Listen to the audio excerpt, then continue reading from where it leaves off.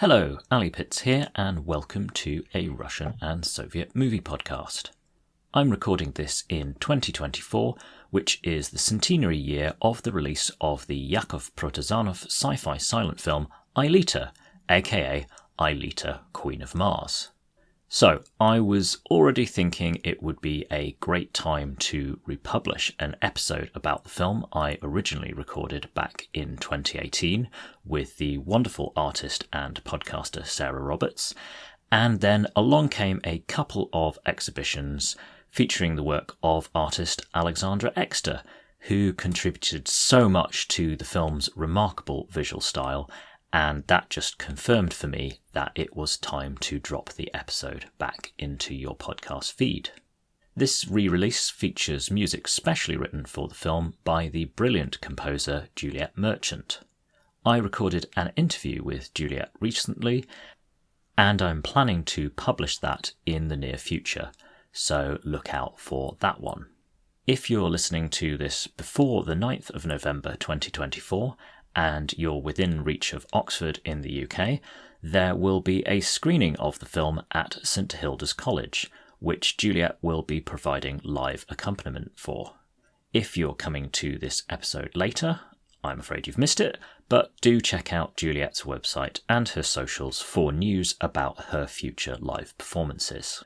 With this being the film's centenary year, depending on where you live, of course, it may be worth checking if the film is screening anywhere near you.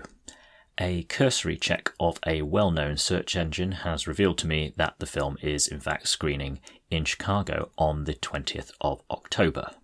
If you're not in range of any screenings, but you are in the UK, the US, or the Republic of Ireland, you might be interested to know that at the time of recording, you can find the film with Juliet's excellent score on the streaming service Classici, which is available in those three countries. I have a link for a 30-day free trial of Classici, which you'll find at classici.online/a Russian Soviet movie podcast. If you use the code RUPOD50, that's RUPOD50, you can get 50% off an annual subscription as well. I've put all the links I've mentioned or alluded to in the show notes. Okay, a final comment before we get started. I've re-listened to this episode myself recently, and while I'm still broadly happy with my contribution to the discussion, in the time that's passed since Sarah and I recorded it, I've gotten much more into silent film, and I'd definitely like to retract some of the things I say about silent film in this episode. Yes, I'll grant you that they can be something of an acquired taste, but they are definitely a taste I've acquired in the intervening years. Okay, without further ado, here's the episode.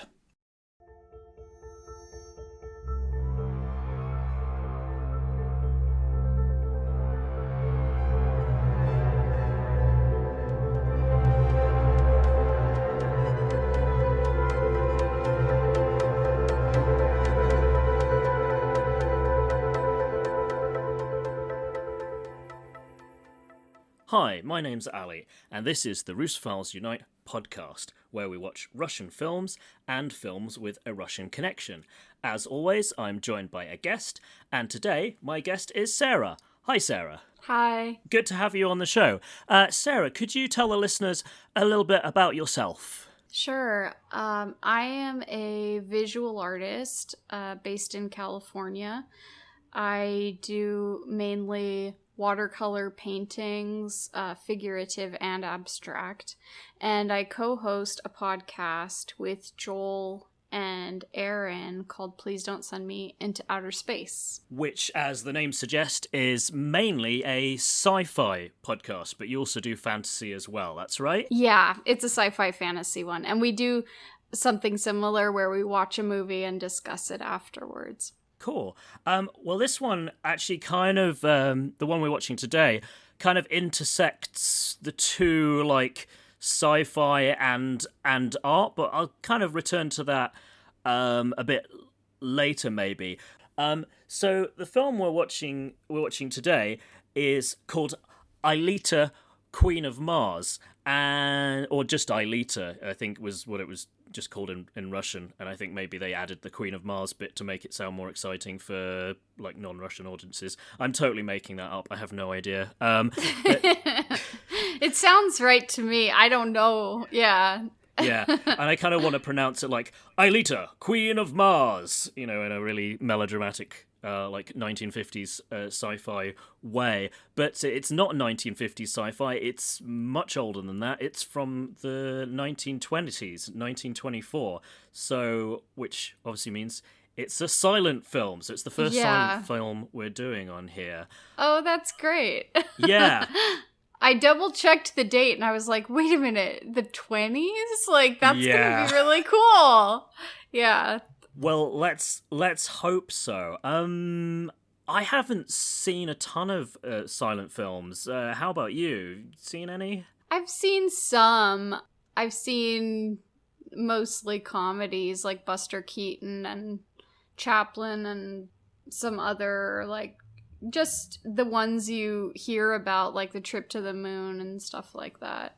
Sure. I mean, I think because it's, when you say to somebody, well, let's watch a silent film, people are probably going to be like, do we have to? But yeah, something like Keaton or Chaplin, because it's visual comedy, you by definition, you don't need the sound for it to work. So that may be why that's kind of lasted better. But something like this, where it's trying to tell a more like adventure type story, you kind of think, oh, that's just so much easier to accomplish if you can have people talk to each other, at any length. So we'll have to see how it works and whether just the format is just too weird. But the reason I wanted to do this one specifically was that it's quite famous for its like its art direction, or sets and costumes as much as anything, and it was meant to have been quite influential. Actually, one of the films we've done before was on a list that the Calvert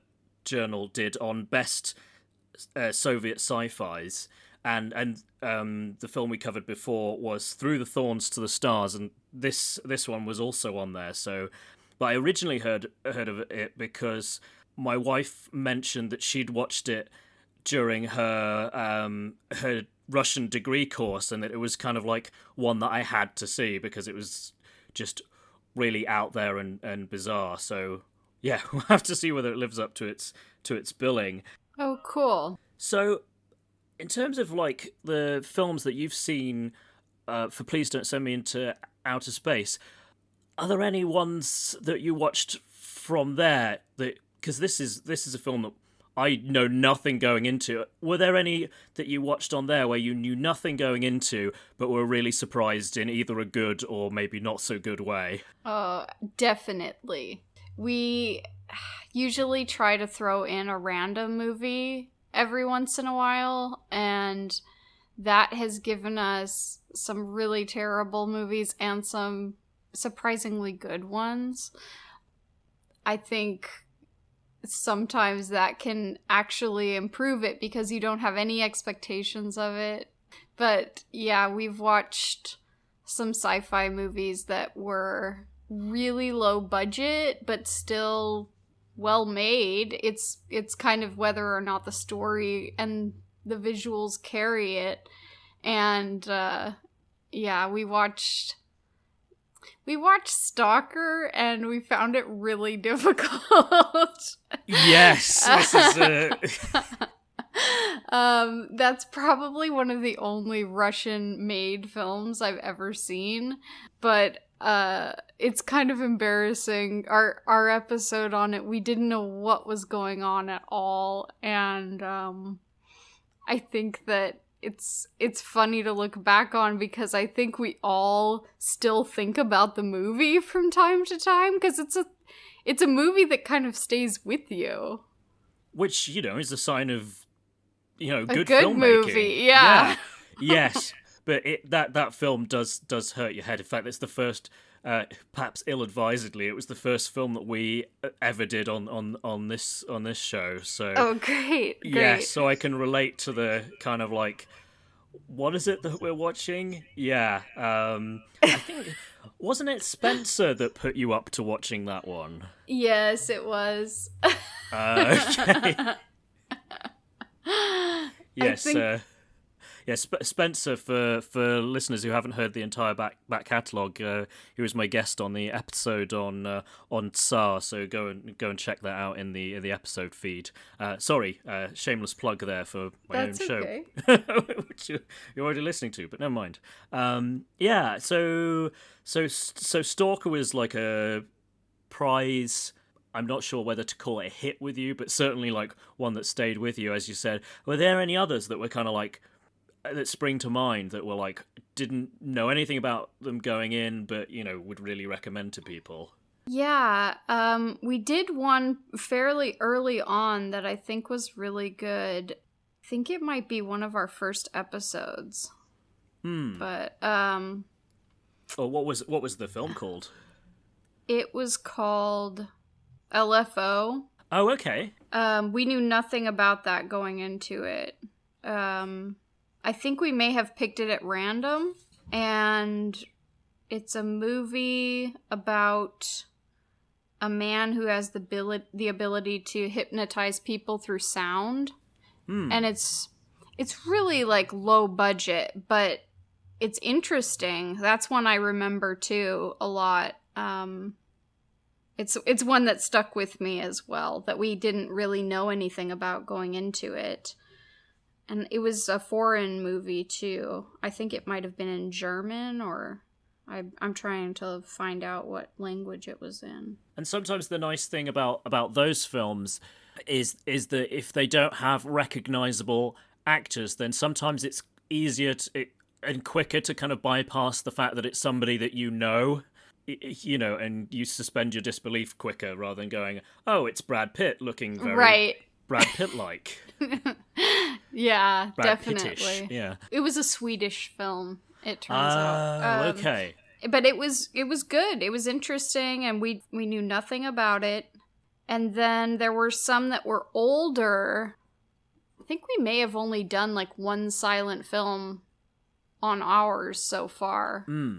But I've watched other silent films just because. Sure. Yeah. Cool.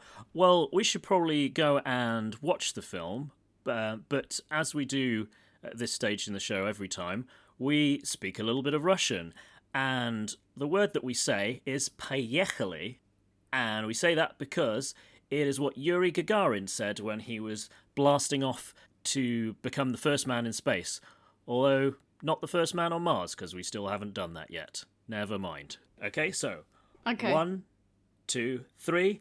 Поехали!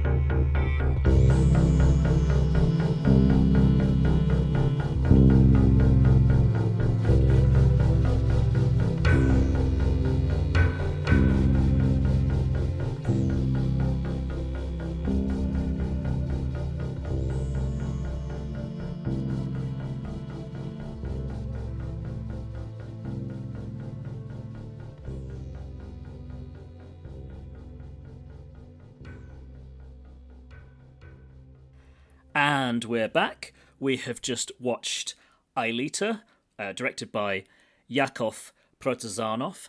And before we talk about what we thought about it, Sarah is just going to give us a quick summary of the plot. So if you haven't watched the film and don't want to know what happens, there will be spoilers now, so you should probably go away and watch it. So, over to you, Sarah. Okay. So the movie is set after the revolution in Russia, and there's a message that is received that is just a few words, and it's... Do you remember what it is exactly? Oh, I wrote it down. It is Anta Adjeli Uta. Yeah.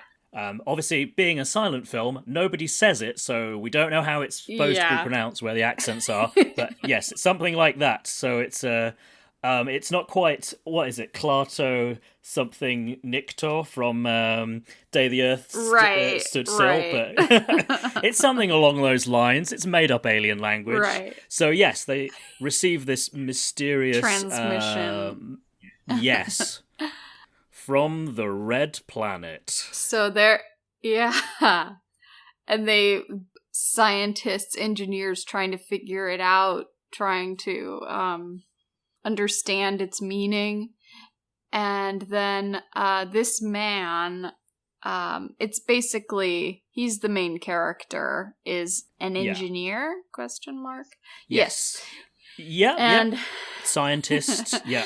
And it's about him and his wife and some other roommates they have and some other friends they have through the rationing center. Yeah, it's like I think they refer to it in the subtitles in the version I watched as being like a checkpoint.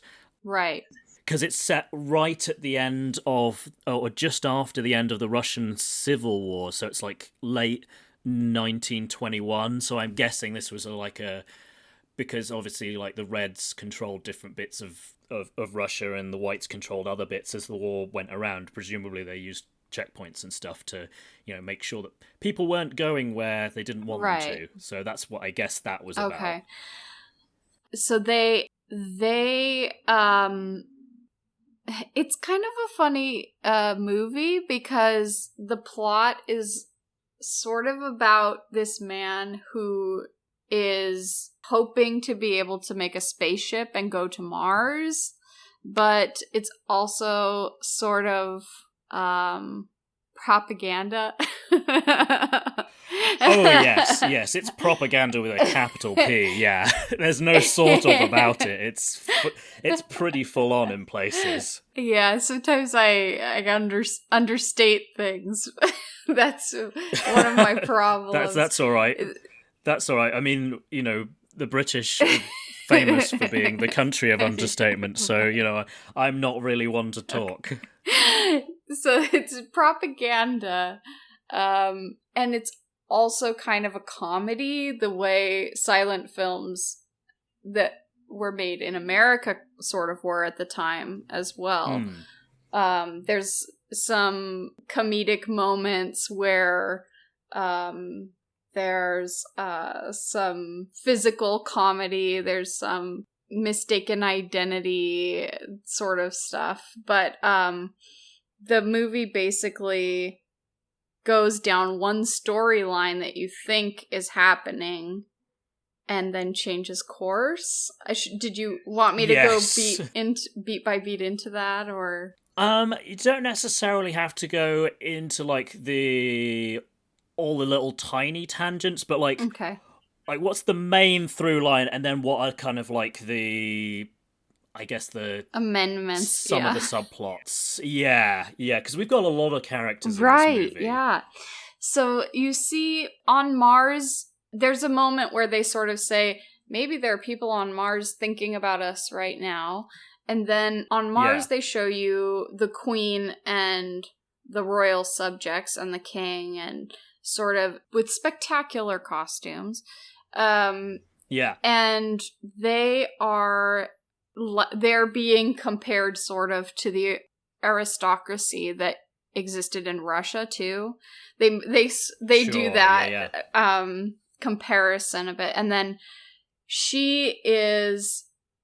the queen becomes sort of fixated on these people of Earth that she's watching. Yeah, because they have their kind of equivalent science guy, and he's basically invented a kind of telescope or watching device, Right.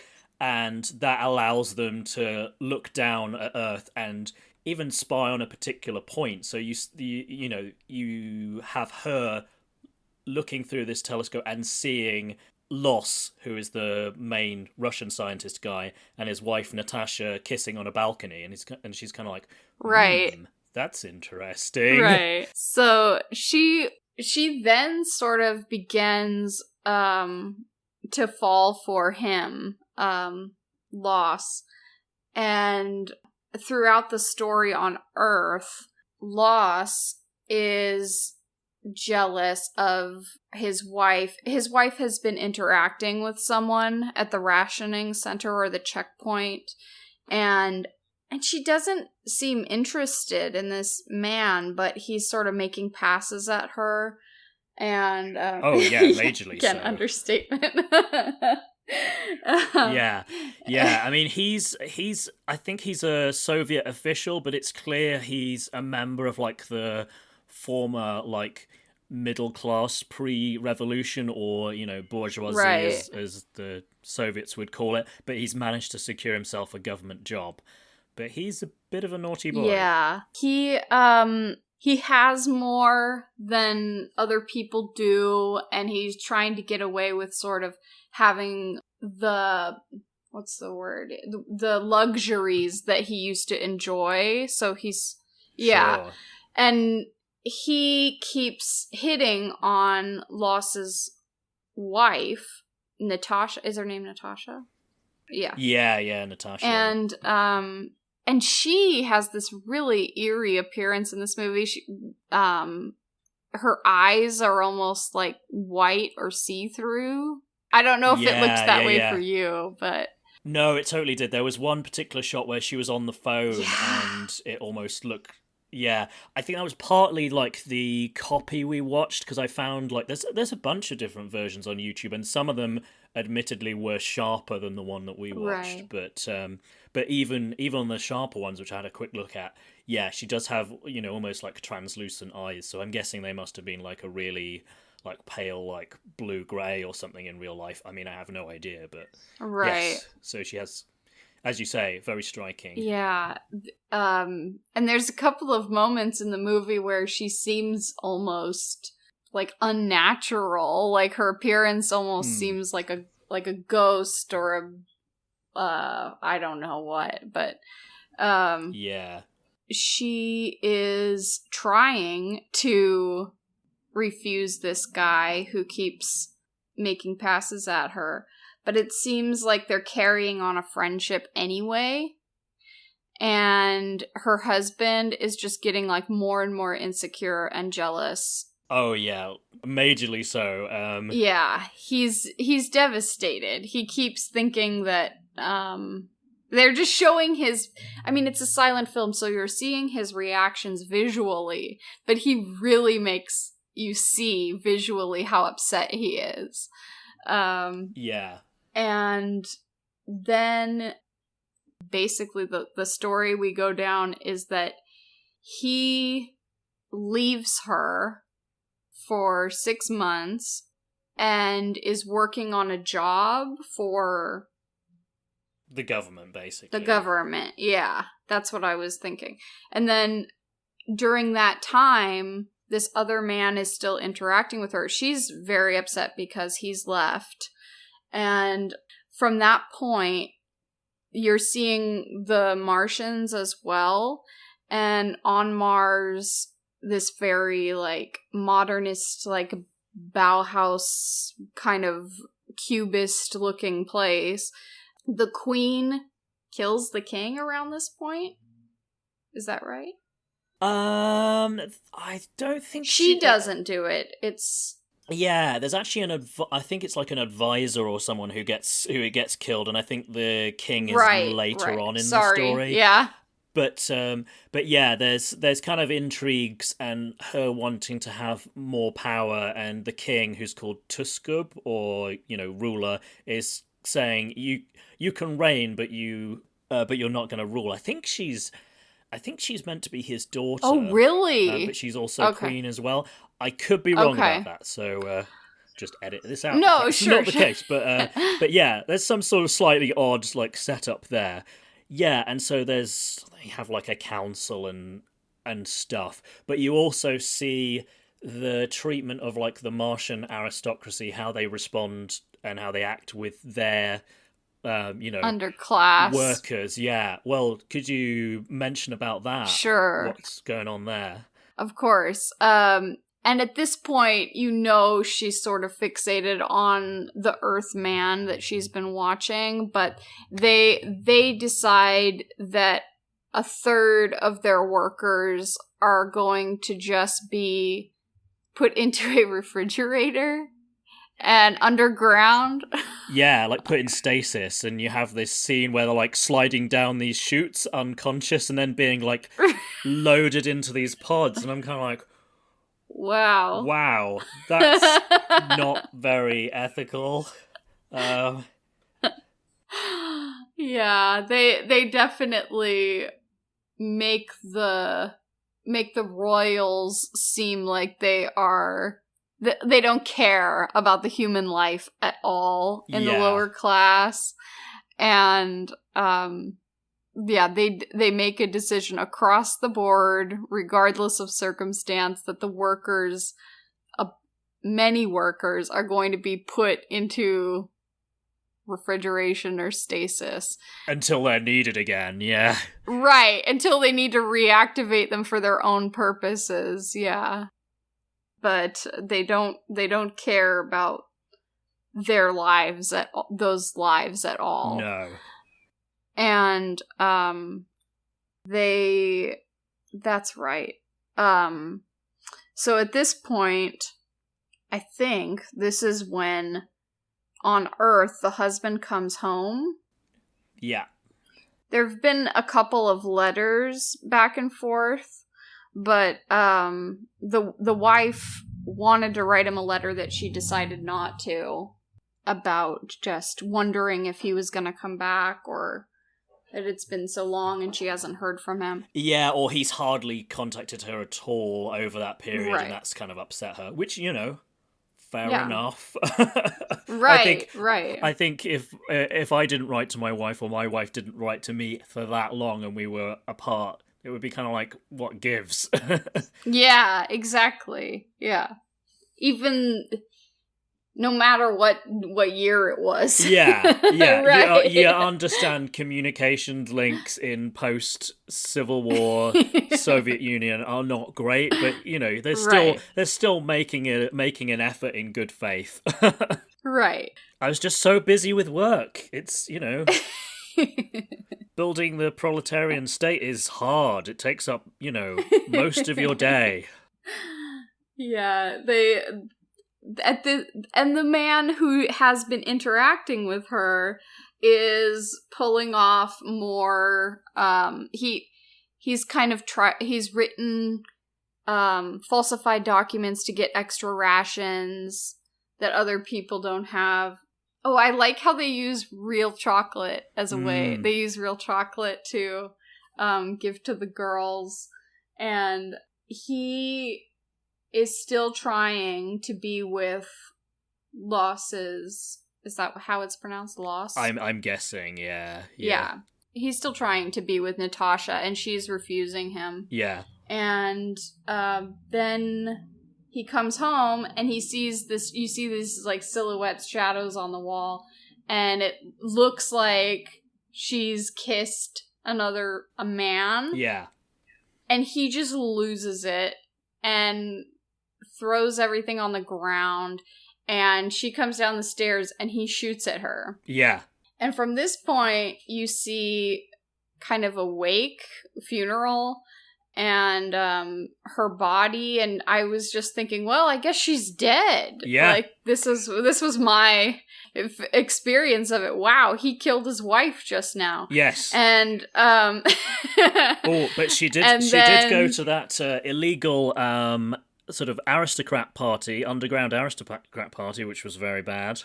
Oh, right. So, you know, right. she had it coming. No, that's not what I think.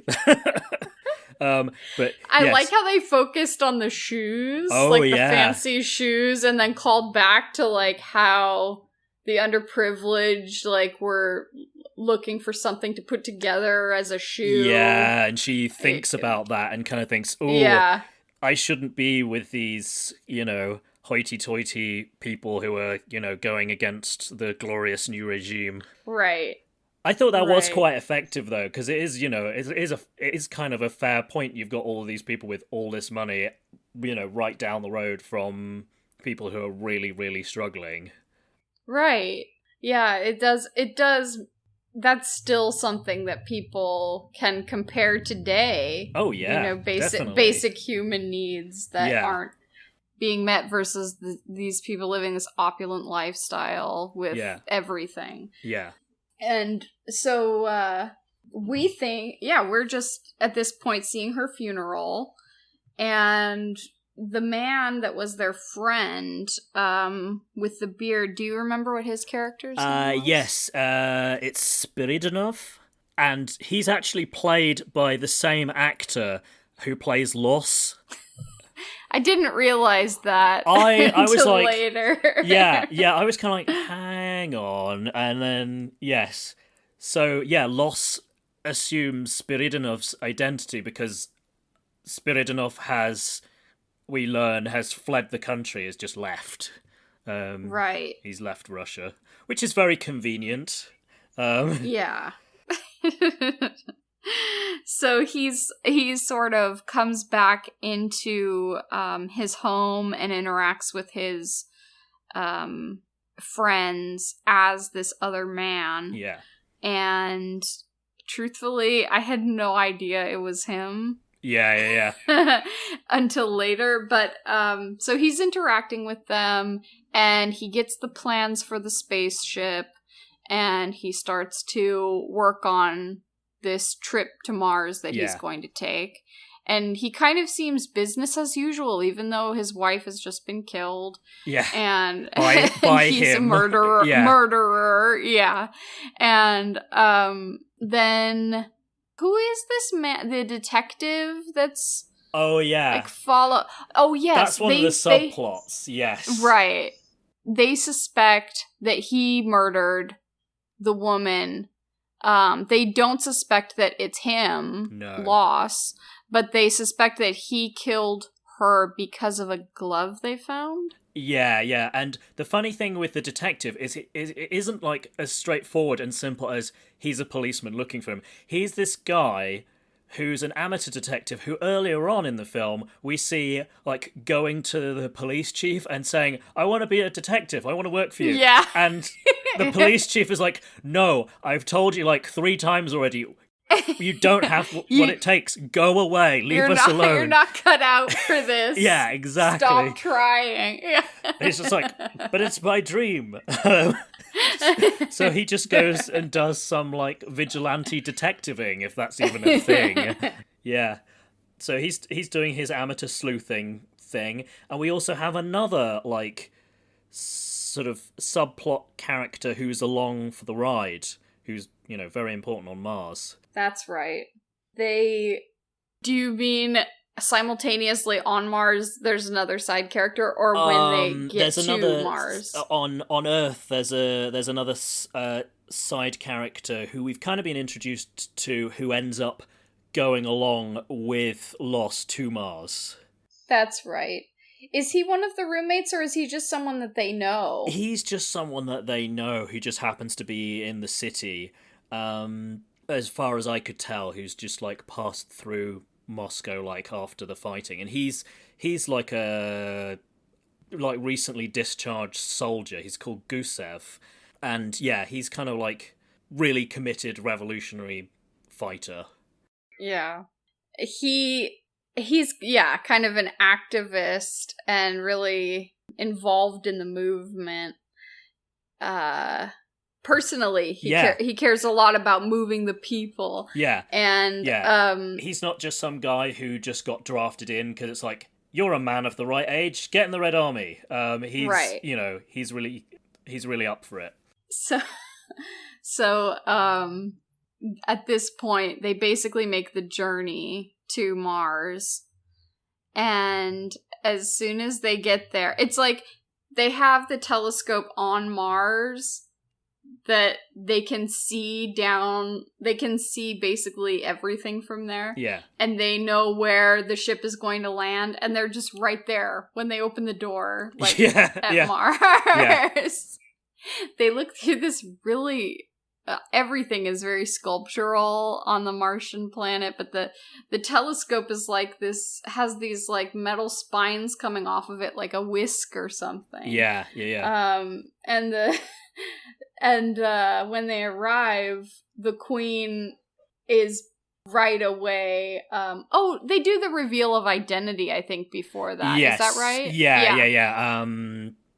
Yeah. Loss takes off his beard. Yes, the detective ends up like stowing away on the ship, and also like right before the ship takes off, Loss says to Gusev, "Do you want to join me on this mission to Mars?" And Gusev's like, "Yeah, I'm really bored now that the war is finished." I mean, he's just got married. We see him get married in the least romantic marriage ceremony you'll ever see on film, probably. Ever of all time. Yeah. Yeah. I mean, they didn't even really talk much before. No. They were just kind of like, you're okay. Yeah, you're okay. Let's go get the document. Yeah. Well, that's how we roll, like in the Soviet Union, like immediately. We don't need any of that, like, religious gubbins. No. Sign on the dotted line, please. Right, you're hitched. Off you go. It's like not even as formal as going to like a justice of the peace. It's more like getting their ration card. Like yeah. Okay, man and wife. There you go. Yeah. And the detective guy, he says that, he's arresting the guy for murder. Yeah. And he just pulls off his beard, like you said, and he's like, "You're stupid. You didn't even know who I was." and he's also like, I don't remember whether this was actually at the point where the ship was blasting off or whether it was just before. It was kind of like, "Do you have an arrest warrant?" And the guy was right. Makes this play of looking for it. And he goes, "No." Yet. I think right. I guess you can't arrest me then. Right. Yeah. So when they arrive at Mars, the Queen really quickly just makes a play for him. Oh yeah. And wants him to kiss her. Show me how to kiss, like right away. Yeah. And he has no problem with it. And at first I'm like, okay, you murdered your wife, and you're just like, okay, I'll be with this Queen Martian alien right woman. away. Yeah. Alien. Yeah. And then you see that he's imagining it's his wife. Yeah. Which is kind of another layer. Yeah, a little bit creepy weird. Yeah. That's like a layer within a layer. A fantasy. So basically he's picturing his wife and saying, "I'm so sorry I hurt you," or whatever. "I didn't mean to murder you, honest." "I just got carried away. Didn't mean to murder you in a jealous rage." Oh my goodness. And then, so he's with the Queen.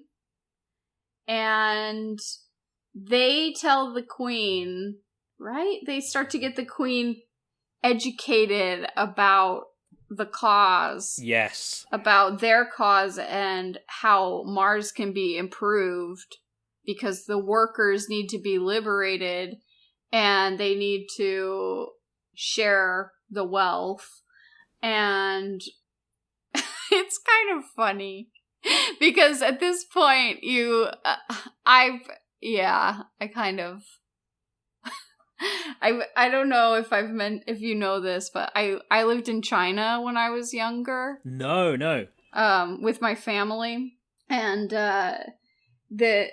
I do have some experience living in a communist country. Oh wow. And this moment where they were sort of saying, like, you can be as good as we are by doing this, it reminded me of other movies that I saw when I was living in China, where Gotcha. there are certain things that you can say and can't say, and the propaganda, it's like a sneaky propaganda they would do under the guise of a different style of movie. Yeah. And I was like, oh, I understand, they're just doing what they can. And I think it must have been difficult for artists to work within those constraints. It's really not freedom of speech. Yeah. It's like you say this or you don't get a platform. You don't get to say anything. Yeah. Yeah, exactly. So then at this point they're trying to revolutionize Mars. Yep. And so at that point the queen says, I'm with you guys. Let's do this. Let's redistribute the wealth, liberate the workers. Everyone is going to be free and equal, or whatever you want to say. Yeah, and I'll lead this revolution thing. Right. And then the man who's traveled to Mars with Loss is like, Gusev. He's like, I don't buy this. I don't think we can have a queen leading a revolution. That's not how these things work. That's not how revolution works. Yeah, but I mean, Loss is kind of cool with it because, he's having a relationship with her. He's like, she's cool, she's radical, she gets it, and he's kind of imagining her as his wife still in his head or something. Yeah. And so weird. Anyway, then after the workers get out of stasis, is that kind of like... Yeah, I wasn't even sure how they ended up all Me waking neither. up, but... Yeah, there were a lot of low working class out, and then the queen quickly changes her tune and says, I think, I'm in charge, and she changes it back again. She tries to say, I'm ruling everyone. Because at this point, is the king dead at this point? I think he might be. You've had this big... I'm not sure. This big battle, melee, where it's quite hard to tell what's going on, and then eventually it looks like the workers have won, and then Aelita says, okay, you've won. Now everyone, you can all throw down your weapons as we won't need them on Mars anymore. And then everyone does. Right, he takes away the weapons. Yeah, I forgot about that point. And then she's like, okay, soldiers, go kill all of these guys. And Gusev's kind of like, we knew it. It was your plan all along. And right. Yes. And so the workers eventually win, I think. Yeah, they do. They overthrow her. Yeah. And at that point... Oh, literally, he knocks her off of a ledge, doesn't he? I think that's right, yeah. Loss then kills the queen of Mars because she betrayed him by not really caring about the people. Right. So that's two women he's murdered. Right, 2 murders. And then at that moment... they're at the train station, and he's back in Moscow. Right. And he says to his friend who shows up, oh, I've been daydreaming again. I murdered my wife. Yeah. And I was surprised that this was all just a daydream that he had. I know. It's like I was watching the end of the film with my wife, and it's kind of like, it's like the 11-year-old, you have to write a story in class. Oh no, I've written myself into a corner. How do I fix it? Right. Right. You're like, I don't know where I can go from here. Well, I can say I didn't do it at all. This was just a fantasy. Yeah. It's funny because he's fantasized that the queen is his wife within his fantasy of killing his wife. Yeah, although from what they said, you get the impression that he did shoot at his wife. It's just he didn't hit her, and so she didn't die after all. Yeah. We see that he goes back home to her and he's like, I'm so sorry I shot at you. I'm glad I missed.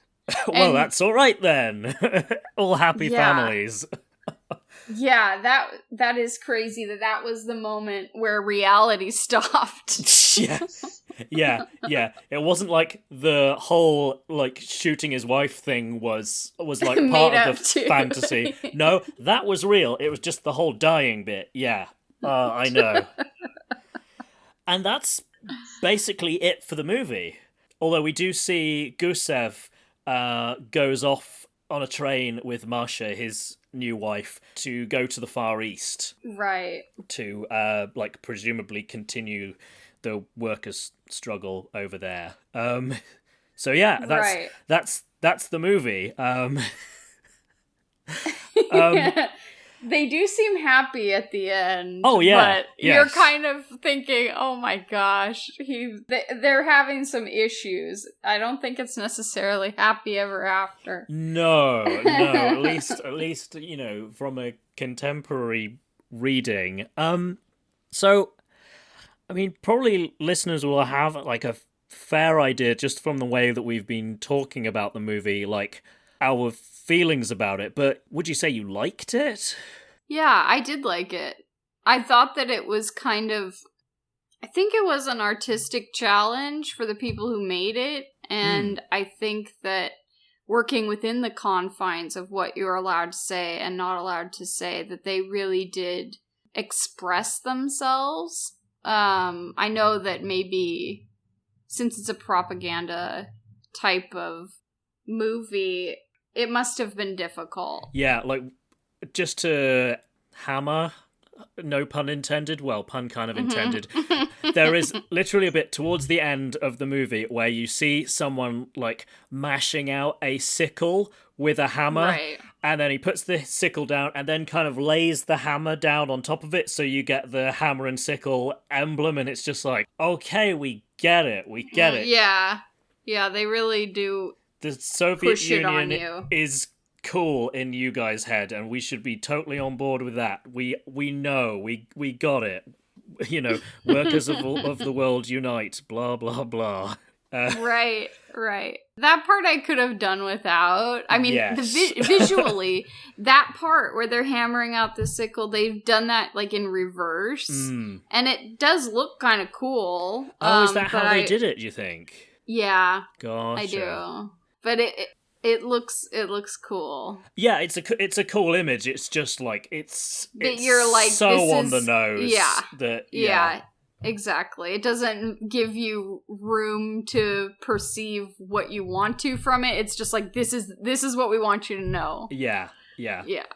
But I think artistically, the costumes and the acting and even the story are pretty well done for being a propaganda movie. Yeah, I mean, I think I would agree with you. Apart from, like, I found the story was, like, I thought the initial, like, first 10 minutes or so, that was kind of, like, good setup.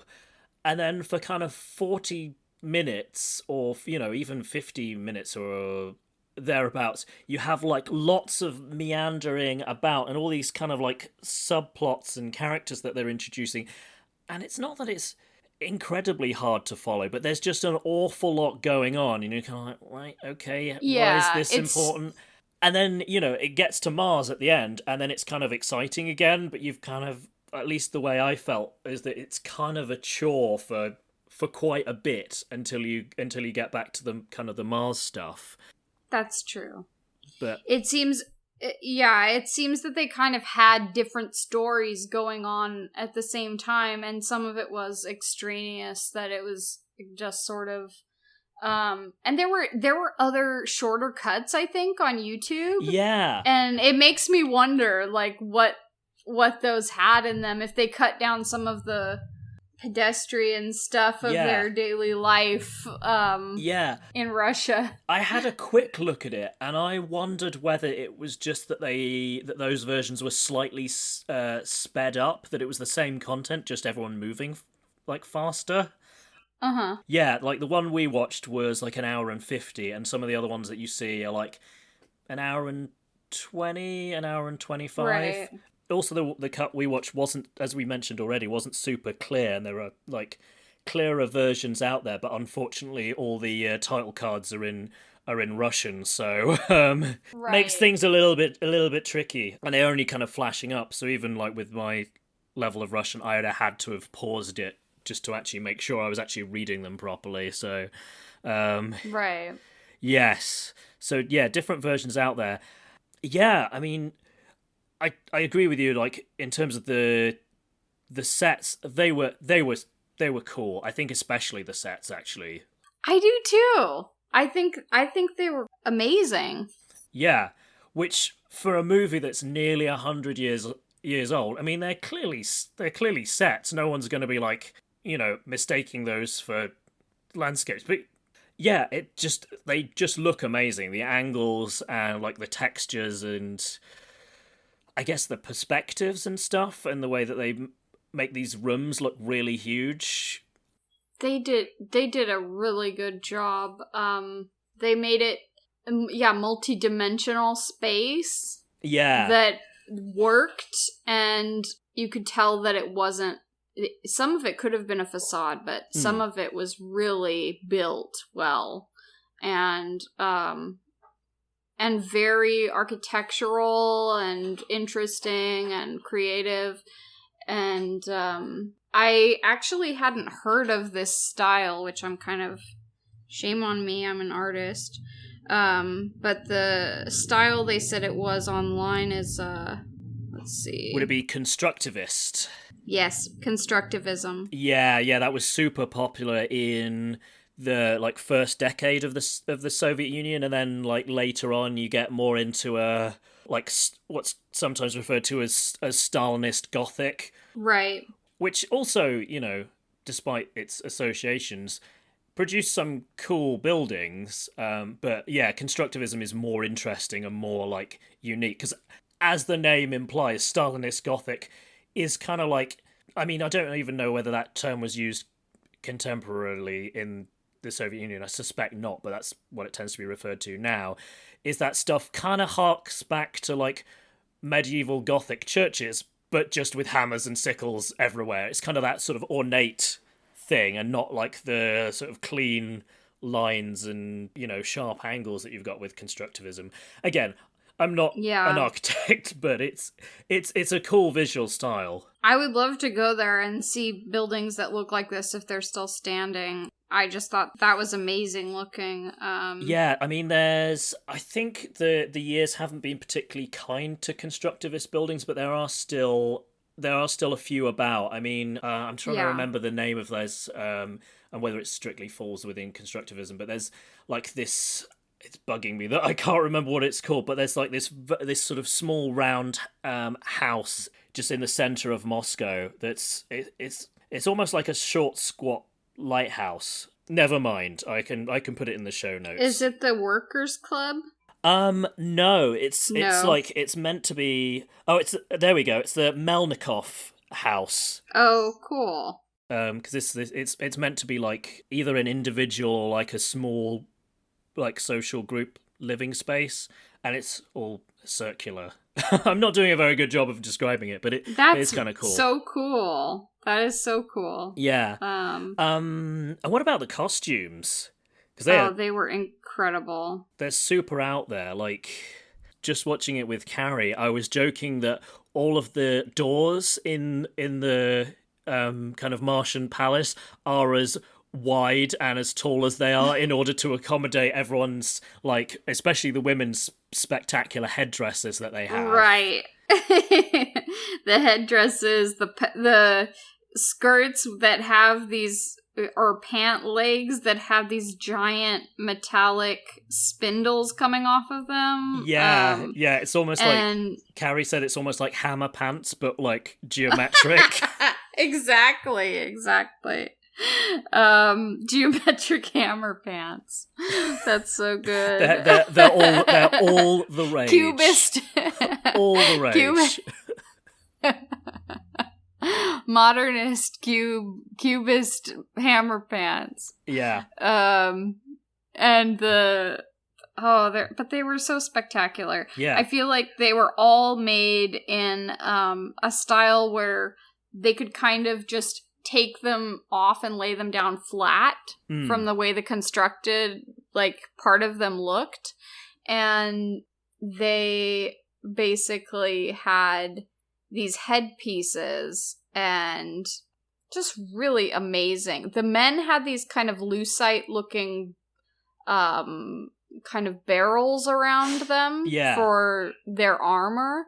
And they were kind of reminiscent of something, some other movies in that time. Yeah. I was gonna say, like, Metropolis, or, like, I'm trying to think of something else that you could compare it to. Sure. I mean, the weird comparison I had with the male costumes was it sounds bizarre, but they almost look like, kind of like space Romans, like they have, they kind of almost, like, their body armor looks kind of similar to the sort of Roman breastplate, but also, like, the casting decisions, like, all the Martians have these quite, like, hard features and these long aquiline or, like, Roman noses, and because they're, like, really sort of militaristic, and they have this funny salute that they do, it's like... Right. They kind of, it's hard to describe, but like they sort of, like, crook their arm across their body. So, like, I forget whether it's a left arm or a right arm, but they kind of hold their arm up in front of their body, but, like, put their hand in front of the opposite shoulder. Right. And it's kind of like, it's a bit of a sort of, because of the association you have with know, military salutes and being a bit fascisty. I mean, obviously the movie's made before that was really a thing. I mean, it might have been just getting itself off the ground in Italy, but, the whatever. That's a massive tangent. But there is kind of like this clear, like, military thing going on about the society anyway. But yeah, it is a very striking look, though. This part, the costumes reminded me of, I don't know if you've seen Coco Chanel and Igor Stravinsky. No, but I've heard about it because they had a relationship, didn't they? Yeah, I love Coco Chanel, but in that movie, there's a point which is not really a huge plot point, but they both work on a ballet. Like, Stravinsky does the music for a ballet, and she does the costumes, and that sort of scene with the ballet kind of reminded me of the style in this movie. Gotcha. And speaking of Stravinsky, I think, like, because this movie doesn't have, like, because it's a silent movie, it doesn't have a fixed soundtrack. Like, the version we watched had, like, a piano sort of crashing away, but I think one of the versions, or, like, one of the releases that they did of the film, or re-releases, had music from a bunch of different Russian composers. I think Stravinsky was among them. So yeah, it would almost be fun to go back and listen with different versions of the soundtrack, because the version we watched, it wasn't great. Yeah, that's true. I thought about that later after we talked yesterday, that I do really like Russian composers that I can think of, but the style in this reminded me of that part in Coco Chanel and Igor Stravinsky. And the costumes also kind of reminded me of, like, Erte or something. Oh, I don't even know what that is. Erte? Yeah. He was a fashion designer, illustrator. Okay.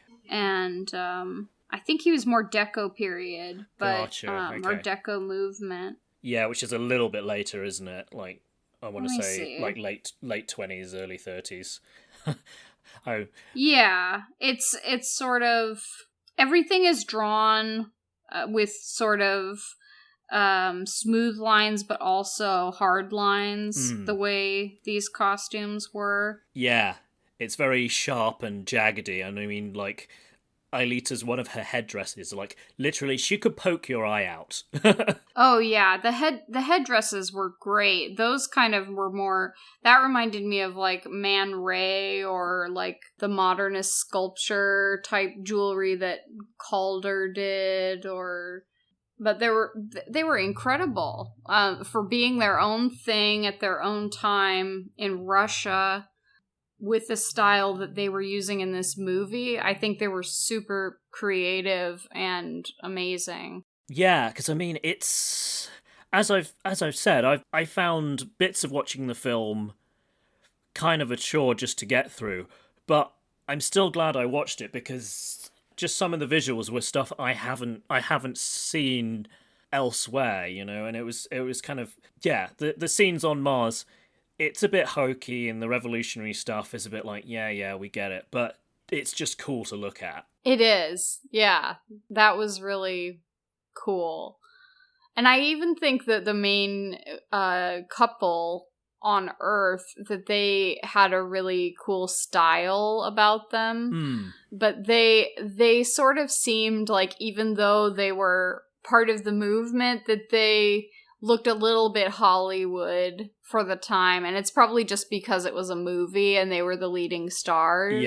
Yeah. But I was like, they're made to be a little bit more glamorous, I think, even though they're not supposed to be the upper class or anything. Sure. And I thought Yulia Saltseva, who's the actor who plays Aelita herself, she's very, very striking. Yeah.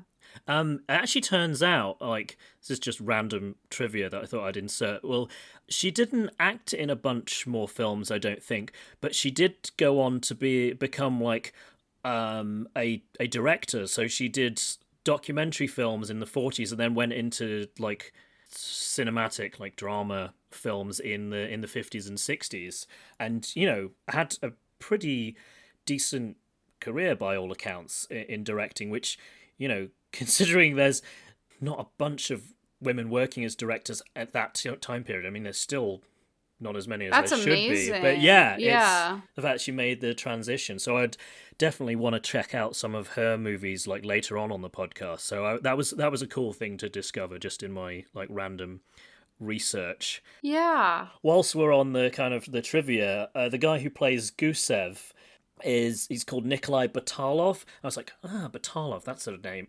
surname I recognise.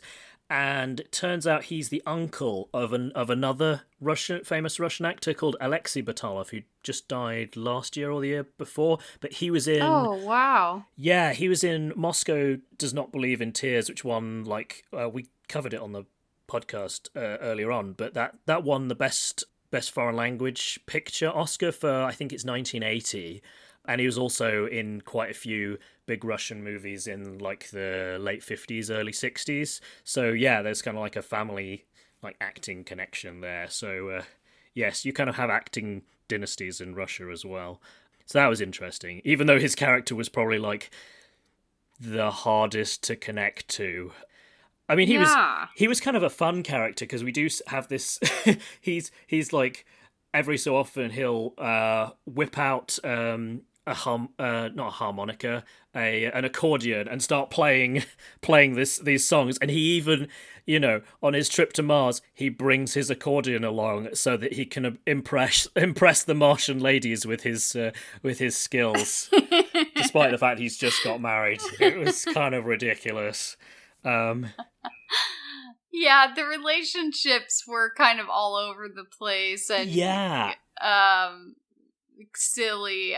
I think that is sort of the way they were in silent movies sometimes, that they just had Yeah. Super melodramatic. How did you feel about the treatment of the female characters, especially? In this movie? Yeah. There was a point where I felt kind of scared for her, Natasha, not because her husband murders her, but because Yep. but because she's left alone, and it seems like she doesn't have anyone really looking out for her except this man who keeps trying to get with her. Yeah. And I did feel I felt if you were a woman in that time, in that situation, that it could have been very, very difficult. If not, horrible. I don't know. And in that time period, it wasn't great for women anywhere. But no. But in a situation where there's been a revolution, you don't have a husband with you watching, what's going on, and there's a man who's pursuing you this intently. Yeah. It seemed scary to me for a minute, even though it's a very lighthearted movie. There was a moment where I did feel kind of like, ooh, that would be uncomfortable. Yeah, definitely. A lot of arm grabbing goes on, like men just yanking women's arm and be like, come over here or go over there. It's just like, leave her alone. Don't yank her arm. Let's go get the card that says we're married. Yeah. Yeah, I think it also kind of paints women as devious too. Yeah, just a bit in the case, especially in the case of Aelita. Yeah. Right. Yeah, super right. sneaky. Yeah. The wife, too, they make her seem a little bit too comfortable with just going out to a dance with someone who isn't her husband. She is reluctant about it, but I think that they sort of make it seem like she's not thinking about him, or, yeah, it's his perspective. They're definitely saying this is his experience of her actions, not her experience of her own actions. Yeah, it's kind of like, I don't know that you'd say it goes as far as, like, justifying his trying to shoot her, but it does kind of paint it in a way like it's kind of like, well, it's kind of understandable that he kind of lost it, right? Because she was being bad. I got that feeling that, serves her right for not considering his needs more. Yeah. That, he would fly off the handle. Yeah. Yeah. Which doesn't really reflect, like, well on how the film perceives men either. Like, the fact that they're just these temper beasts who can't, Yeah, everyone is a little bit melodramatic, like you were saying. The men and the women. That's definitely fair. Yeah, I think I mentioned it already, but when Gusev he's just got married, and then, like, 5 minutes later, I think it's meant to be a few months, but he's just like, I'm so bored, I've set up 4 Soviet republics, and now I'm rotting away here. And it's kind of like, you think you'd just be happy that you've just married somebody, Right. Right. He's like, and he just, like, randomly bumps into Loss, and Loss says, do you want to go to Mars? And he's like, yeah, cool. Yeah. And there's no, like, it sounds like a good opportunity, but I should probably, discuss this with my spouse to get her perspective. He's like, nope, I'm going, so... Or let her know, say I'm not going to be here for a while. He doesn't even question it either. That's kind of funny that he's just like, however we're going to get there, I believe you, and we're going to go do that. He doesn't even have a question about, like, oh, you built a spaceship or anything. Yeah. Let's go. Have you had a practice mission? Have you managed to get to Mars and come back fine? Have you tested it out? Yeah. Yeah, Mars, isn't that kind of far?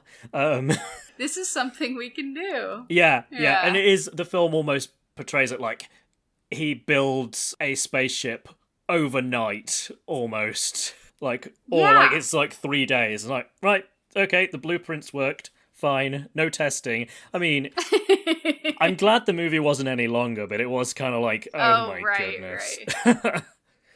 Yeah. That's true. it didn't need to be any longer. It could have been shorter. But, definitely. I think that there are funny moments in it that I think some of them weren't intentional and some of them were, but I think the ones that were intentional were pretty good. Yeah, I liked there was a bit early on where Loss's colleagues kind of rib him for always thinking about Mars, and they're kind of like, oh, maybe the message is from Mars, and then they kind of all do this, like, throwing back their heads with laughter, and it is genuinely funny. Yeah. But, yeah. So, do you think you'd recommend this to people, or, at least some people? I would recommend it to people, especially people who either like silent films or art, because I have a lot of friends who are artists who really enjoy seeing different designs, and I'll probably recommend it to a few of them. Oh, cool. Well, I'm really glad that this hasn't been just like a total chore, because I definitely, there were points, especially the first half, where I was kind of like, why do I do this to myself? So I was thinking, I hope Sarah's not thinking I'm just wasting 2 hours of her life as well. But no, there are hard bits of the movie, but there are entertaining bits too. And as you say, it's gorgeous to look at in places. So it's the kind of thing you feel like you can recommend to people, but just like heavily caveated. Like, you don't necessarily need to watch the whole thing, and you're definitely not watching it because the storyline is amazing or anything. It's mainly the style, I would say, anyway. Yeah, I think that's true. And I haven't actually watched Pandora's Box yet, but some of the images I've seen from that reminded me of this too. Okay, yeah, I'll have to have a look for that. I've not actually, that's not what I'm actually aware of. Is that from a similar time period then? Yeah, I think so. Okay. It's let's see. It's from 1929. Oh, okay, yeah, so like about 5 years later, so yeah. I wonder, the woman who's in it even looks a little bit similar to the Queen, but this is a German silent film. Gotcha, yeah, because Germany was also very famous for its silent cinema work as well, of course. Yeah, and there was a lot of interesting art that was happening in that same time period too. Yeah. All right. Well, thank you so much, Sarah, for being a guest and going on this this rather eccentric space voyage. Before you go, is there anything that you would like to direct people's attention towards? On the internets. Oh, sure. Thank you for having me, and I really liked the movie. If anyone is interested in seeing other work I'm a part of, my art website is sarahkathleenroberts.com, and that's Sarah with an H, Sarah Kathleen Roberts, and that is also my Instagram name, and I do mainly watercolor work. But I also am a part of the podcast Please Don't Send Me Into Outer Space. I think we mentioned that. Yes. And that's something I do with Joel and Aaron as co-hosts. And we do a sci-fi fantasy movie each week. And it's pretty fun. We end up with a lot of interesting movies to comment on and to talk about. So yeah, it's definitely an eclectic selection. Right. It's funny that we end up in, sometimes very low budget cheesy movies we're watching, or really every once in a while something really creative and artistic too. But yeah, it's a fun project if you're interested in something else. Yeah. So you should definitely check those out. Okay, well, thanks again, Sarah, and thanks everyone for listening, and do svidaniya. Do svidaniya.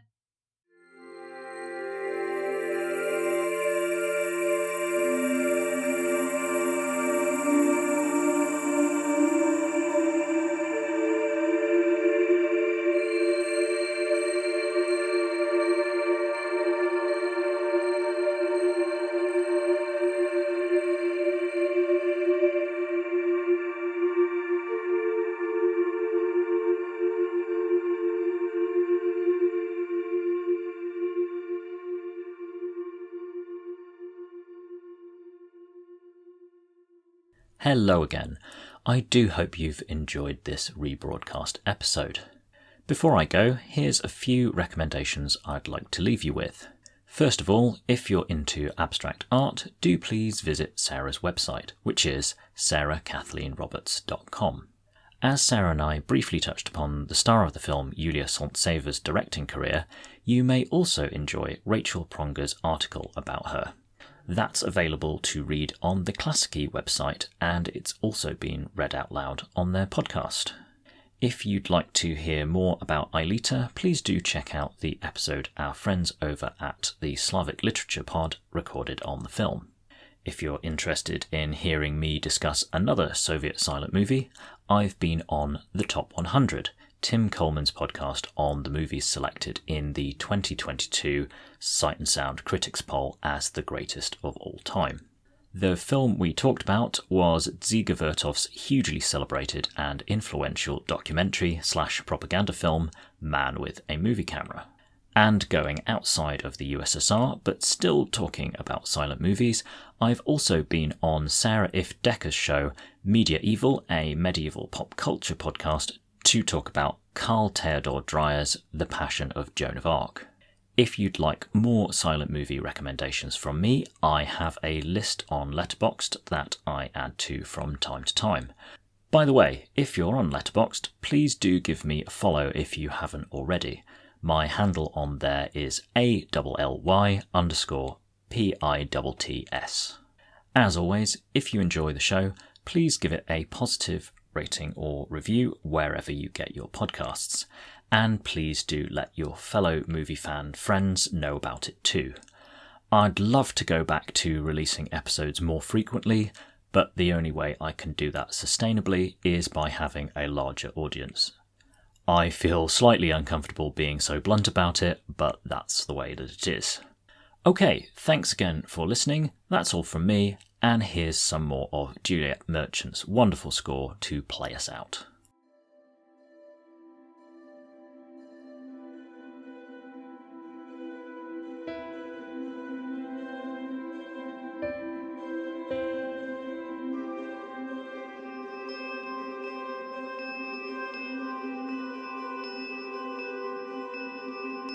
Wow.